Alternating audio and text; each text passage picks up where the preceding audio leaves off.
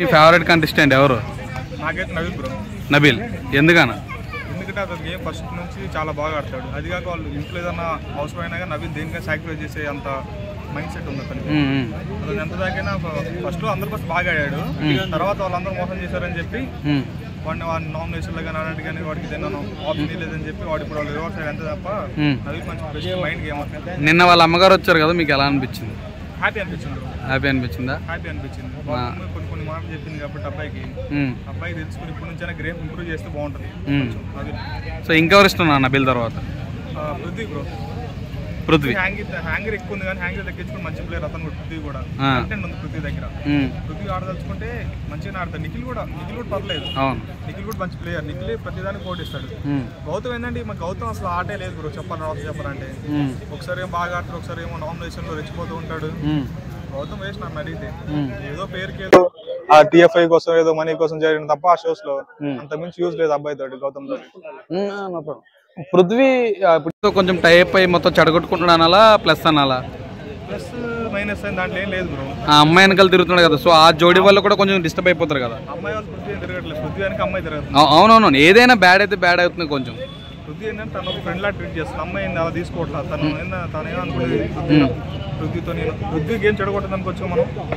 విష్ణుప్రియ అవును అలాగే తిరిగి చెడగొడతాం అనుకోవచ్చు మనం. అది సో విష్ణుప్రియ చెప్పు విష్ణుప్రియ గేమ్ ఎలా అనిపిస్తుంది అన్న? వరస్టా? ఎందుకు మరి అంత వరస్ట్ అని చాలా మంది అన్న, ఇంకా గడనవుతుంది లోపల.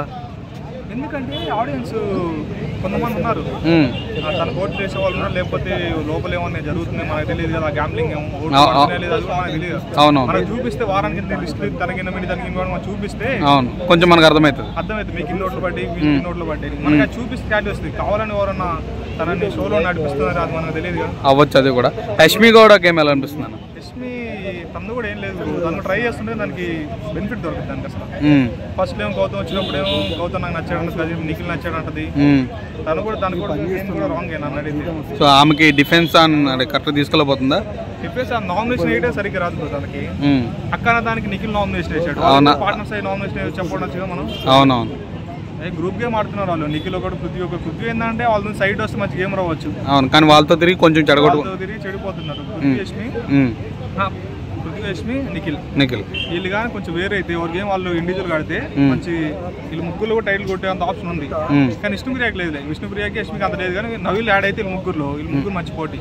గౌతమ్ వెళ్ళిపోవచ్చు ఈ వీక్, నెక్స్ట్ వీక్ అయినా నాకు తెలిసి మ్యాక్స్ వెళ్ళిపోవచ్చు అనుకుంటున్నాను. అవునా? ప్రేరణ గేమ్ ఎలా అనిపిస్తుంది? ప్రేరణ ఏముంది బ్రో, చూసిందే కదా. తనకు అసలు గేమ్ ఆడటమే రాదు, డిఫెండ్ చేసుకోవడం కూడా రాదు.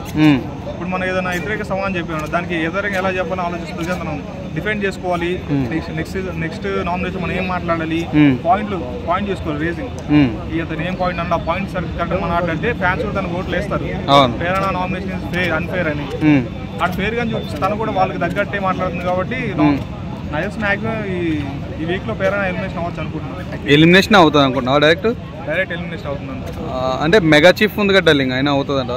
మెగా చీఫ్ అంటే ఏం ఓట్లు తక్కువ పడితే బయటికి రావచ్చు, చెప్పలేం కదా. ఓకే, ఇప్పుడు మెగా చీఫ్ అని నువ్వు చెప్పావు. ఈ గ్యాప్ లో ఈసారి అవును వాళ్ళు ఎవరు మెగా చీఫ్ ఎక్స్ప్లెయిన్ చేయొచ్చు. మెగా చీఫ్ ఈసారి ఒక చేస్తే తను సేఫ్ అయితే పేరెంట్ ఒకవేళ డామినేట్ అయితే చెప్పలేం కదా. అవును, డైరెక్ట్ నామినేషన్ అయితే ఓట్లు ఒకవేళ ఇంక్రీజ్ అయి పడిపోయింది అనుకో, పేరున అవుట్ అయిపోద్దిగా. అవ్వచ్చు, అవి ఆప్షన్. ఎలిమినేషన్ అవ్వచ్చుగా.